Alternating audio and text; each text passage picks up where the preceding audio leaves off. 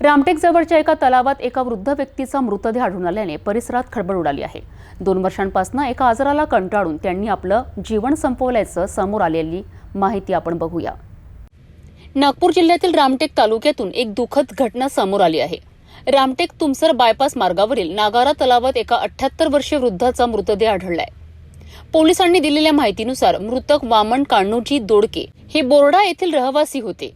गेल्या 2 वर्षांपासून वामन दोडके यांना हाताला एक गंभीर जखम झाली होती। या जखमेमुळे त्यांना खूप त्रास होत होता। त्यांच्या मुलांनी आयुर्वेदिक आणि इतर अनेक उपचार करून पाहिलेत, परंतु त्यांना कुठेही आराम मिळाला नाही। असह्य वेदनांमुळे त्यांनी अखेर आपलं जीवन संपविण्याचा निर्णय घेतला असावा असा अंदाज गावकऱ्यांनी व्यक्त केला आहे। पहाटे नागारा तलावात त्यांचा मृतदेह दिसल्यानंतर रामटेक पोलिसांना माहिती देण्यात आली। पोलिसांनी घटनास्थळी पोहोचून मृतदेह बाहेर काढला आणि पुढील तपासणीसाठी उपजिल्हा रुग्णालयात पाठविला। शवविच्छेदन झाल्यानंतर मृतदेह त्यांच्या कुटुंबियांच्या ताब्यात देण्यात आला असून बोर्डा येथील स्मशानभूमीत त्यांच्यावर अंत्यसंस्कार करण्यात आलेत। एका आजारामुळे जीव गमावलेल्या या घटनेने परिसरात हळहळ व्यक्त होत आहे।